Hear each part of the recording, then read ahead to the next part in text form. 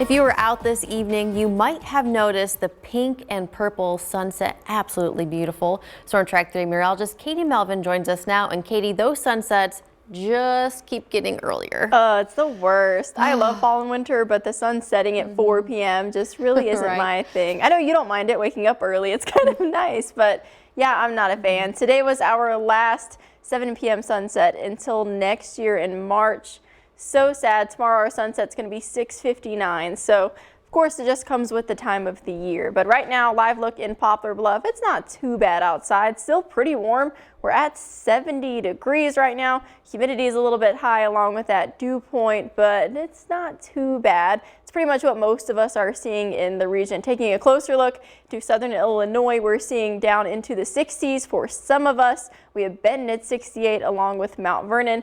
Much of Missouri in those 70s, though, still a bit warmer than the rest of us, with Sikeston at 70, Cape Girardeau 73, so still pretty warm for them as well. Kentucky is really the only one starting to dip well down into those 60s. Paducah at 67, Mayfield 70 still though, so very mild night out there. Threat tracker staying low because although it is warm, it should stay quiet. Tomorrow, though, we do continue to see that heating up take place, and then the start to the mid of our work week, we are going to be back into the 90s, feeling very much like summertime. So right now we are pretty quiet. There's a couple things going on around us, like that cold front that was just off to our west, but hasn't made it to us quite yet, as we'll definitely feel with these temperatures the next couple of days. Still seeing a couple clouds here out and about, but temperatures still very warm in those 70s.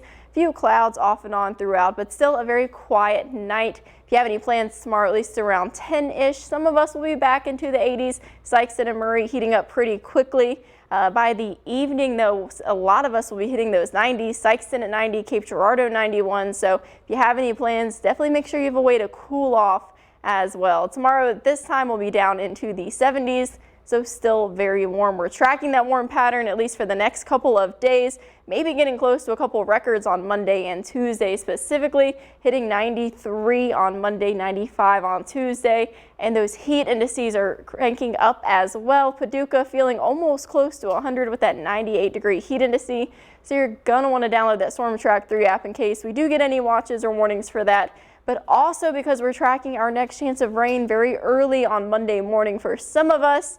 We'll have more details about that tomorrow, but definitely going to want the Storm Track 3 app for that. It's pretty hard to believe we're only a couple of days away from fall. 89 degrees tomorrow. We're in the mid-90s Monday through Wednesday. It's going to be pretty hot. Finally, a cold front will be coming through midweek, dropping us back down into the 80s. So our average high for this time of year, about 81. So this 94, 95 is very warm. It's going to be a pretty warm start to fall, but that cool off at the end of the week looks pretty good.